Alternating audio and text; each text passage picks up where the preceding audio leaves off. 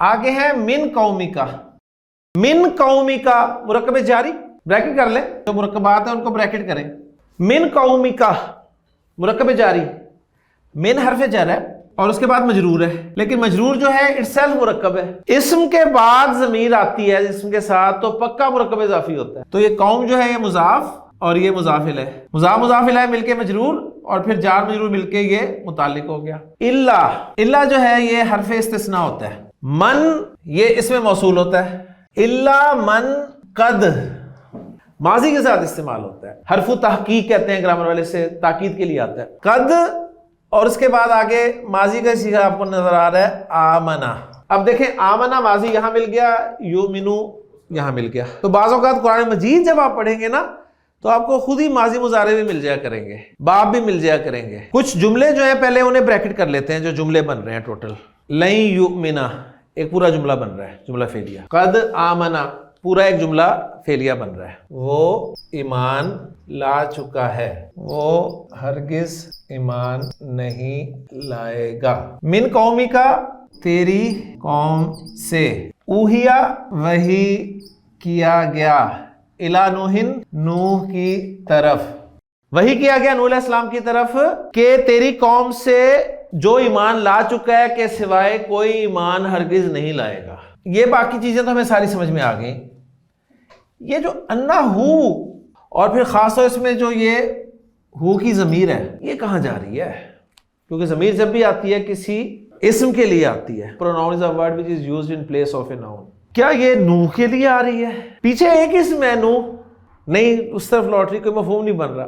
تو یہاں پر بس ایک نیا پوائنٹ آپ کے سامنے آئے گا, کیونکہ بائی چانس وہ آج سٹارٹ کرتے ہی وہ آ گیا ہے, جو کہ بہت کم استعمال ہوتا ہے قرآن میں. ایسی ضمیر جو ہے ضمیر شان کہلاتی ہے. یعنی ایک ایسی ضمیر جس کا کوئی مرجع نہیں ہوتا, جو کسی طرف لوٹتی نہیں ہے, اسے ضمیر شان کہتے ہیں. اور یہ یا مذکر کی ضمیر ہوتی ہے یا مؤنث کی ہوتی ہے. مذکر کی ہو تو اسے ضمیر شان کہتے ہیں, اور مؤنث کی ہو تو اس کو ضمیر قصہ کہتے ہیں, ضمیر قصہ. اور اس ضمیر کا ترجمہ کچھ یوں کیا جاتا ہے کہ واقعہ یہ ہے, قصہ یہ ہے کہ. تو یہ ضمیر شان ہے اصل میں. مذکر کی ضمیر شان کہلاتی ہے اور مؤنث کی ضمیر ہو تو ضمیر قصہ کہلاتی ہے. کہیں کہیں آپ کو یہ ملے گا استعمال اس کا نا قرآن مجید میں. ایک پوائنٹ اس اتنے حصے میں یہ ہے. اور دوسرا پوائنٹ جو ہے نا وہ یہ ہے جاء القوم, لوگ آئے, الا زیدن مگر زید, یعنی زید نہیں آیا. تو یہ ہوتا ہے مستثنی, اس کو اس میں سے نکالا جاتا ہے. یہ اس میں شامل تھا, یہ سب آ گئے لیکن یہ نہیں آیا. تو الا حرف استثناء ہوتا ہے, اس کے بعد یہ مستثنی ہوتا ہے, اور جس میں سے نکالا جاتا ہے اسے مستثنی منہو کہتے ہیں. یعنی ایک سمپل ایگزامپل سامنے رکھ لینا, جاء القوم الا زیدن, لوگ آئے سوائے زید کے. تو الا یہ حرف استثناء ہے, القوم مستثنی منہو ہے جس میں سے نکالا گیا, اور زید کو نکالا گیا تو یہ مستثنیٰ ہے جس کو نکالا گیا. الا کے بعد مستثنیٰ جو ہے اس کو کسی میں سے نکالا ہی جانا ہے نا. ذرا دیکھیں الا کے بعد جو من قد آمن ہے, جو ایمان لا چکا ہے, اس کا ترجمہ یہی کر رہے ہیں نا, جو ایمان لا چکا ہے, اس کو کسی میں سے نکال رہے ہیں. نفی پلس الا, نفی اور الا یہ دو چیزیں آپ کو مل جائیں کلام میں. اس وقت الا جو ہے نا موسٹلی 99% نا حصر کے لیے آتا ہے, وہاں وہ استثناء کے لیے نہیں ہوتا, حصر کے لیے آتا ہے کہ ایسا ہی ہونا ہے. ما اکلتو الا عنبا, میں نے نہیں کھائے مگر انگور, یعنی میں نے صرف انگور کھائے. عنبا کو اکلتو میں سے کہیں سے نکال رہے ہیں آپ, مستثنیٰ منہو ہے ہی نہیں پیچھے, مستثنیٰ پیچھے مذکور نہیں ہے نا کہیں بھی. یا تو آپ کہتے جی ما اکلتو احدن, کوئی چیز نہیں کھائی سوائے انگور کے, تو آپ کہیں جی آپ نے اس میں سے نکال دیا. یہاں پر کچھ ایسا نہیں ہے, تو یہاں پر یہ حصر کے لیے ہے کہ میں نے صرف انگور کھائے. ما خرج الا زید, نہیں نکلا مگر زید, یعنی صرف زید باہر نکلا, زید کے علاوہ کوئی نہیں نکلا. منفی اور الا جب آتے ہیں تو عام طور پہ حصر کا مفہوم پیدا ہوتا ہے. تو یہاں پر یہ دیکھیں نفی اور الا, آپ کی قوم میں سے ہرگز ایمان نہیں لائے گا مگر وہی جو ایمان لا چکا ہے. یعنی صرف جو ایمان لا چکا ہے اب کوئی ہرگز ایمان نہیں لائے گا. یہ اسلوب ہے. ایمان صرف انہی لوگوں نے لے کے آنا تھا. الواو استئنافیۃ اوہیا فعل ماضٍ مبنی للمجہول، یعنی جو بنایا گیا مجہول کے لیے. مبنی یہاں پر مبنی وہ کیٹیگری نہیں ہے، مطلب بنایا گیا جس سے بنیا سے، مجہول کے لیے بنایا گیا. الی نوح جار و مجرور متعلق بھی اوہیا، اوہیا کے متعلق ہے. انا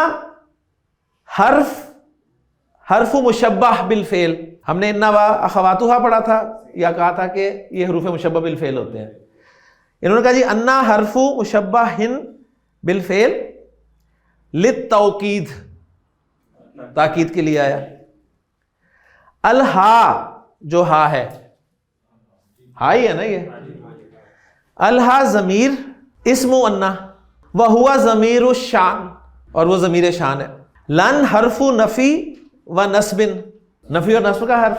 یؤمنا مضارع منصوب، ہم نے خفیف کہا ہے، انہوں نے منصوب. من قوم جار و مجرور، اس کو انہوں نے بنایا ہے، انہوں نے کہا ہے کہ یہ حال ہے یؤمن کا جو فاعل ہے نا اس سے. اس کے لیے میں آپ کو ایک آسان سا چھوٹا سا فارمولہ بتا دوں. یہ جار مجرور آپ کسی نہ کسی چیز کے متعلق کرتے ہیں. اگر متعلق فٹ نہ بیٹھ رہا ہو نا، یہاں پر دیکھیں جار مجرور اوہیا کے متعلق فٹ بیٹھ گیا، ترجمہ کر کے دیکھ لیں، وہی کہی گئی نوح کی طرف، صحیح ہو گیا. اب یہاں ترجمہ کریں لن یؤمنا، وہ ہرگز ایمان نہیں لائے گا تیری قوم سے. تیری قوم سے ایمان نہیں لائے گا ہرگز. تیری قوم میں سے ہوتا نا، یا تو کوئی بات ہوتی. تیری قوم میں سے، من کے معنی تو سے کے ہیں نا، میں سے کے تو نہیں ہے نا. تو یہ اس کے متعلق نہیں ہو رہا. اگر متعلق نہ ہو رہا ہو تو یا تو وہ معرفہ کے بعد آتا ہے یا نکرہ کے بعد آتا ہے جار مجرور. اگر وہ معرفہ کے بعد آئے نا تو وہ حال بن کر آتا ہے. یہ بات بس اچھی طرح آپ اسے نوٹ کر لیجیے. اسے حال بنا کے لاتے ہیں گرامر والے. میں ابھی ثابت بھی کرتا ہوں. وہ جار مجرور جو ہے نا اس کو وہ حال بنا کر لاتے ہیں اگر وہ معرفہ کے بعد آ رہا ہو. اگر وہ نکرہ کے بعد آ رہا ہو تو اس کو وہ صفت بنا کر لاتے ہیں گرامر والے. سمپل سی دو لائنیں لکھنی ہے کہ جار مجرور اگر معرفہ کے بعد آ رہا ہو تو حال بنتا ہے، اور نکرہ کے بعد آ رہا ہو تو صفت بنتا ہے. اچھا اب مجھے بتائیں یہ جار مجرور معرفہ کے بعد آ رہا ہے نکرہ کے بعد؟ آپ کہیں گے کسی کے بعد بھی نہیں آ رہا. اس سے پیچھے تو کچھ بھی نظر نہیں آ رہا. یومنو کے اندر ہوا کی ضمیر ہے کہ نہیں ہے؟ ضمیر معرفہ ہوتی ہے نا، تو معرفہ کے بعد میں آ رہا ہے. اس کا مطلب یہ حال بن رہا ہے، یعنی کہ لن یؤمنا وہ ہرگز ایمان نہیں لائے گا، اور اس کا حال یہ ہے، اس کی حالت یہ ہے کہ وہ تیری قوم کا پارٹ ہے. ہوا من قومی کا، وہ تیری قوم سے ہے. اس کی حالت بیان کی جا رہی ہے کہ تیری قوم سے ہے. یعنی یہ اتنی بڑی بات جو ہم اردو میں کر رہے ہیں نا، عرب دیکھیں سمپل سی بات کر رہے ہیں لن یؤمنا من قومی کا.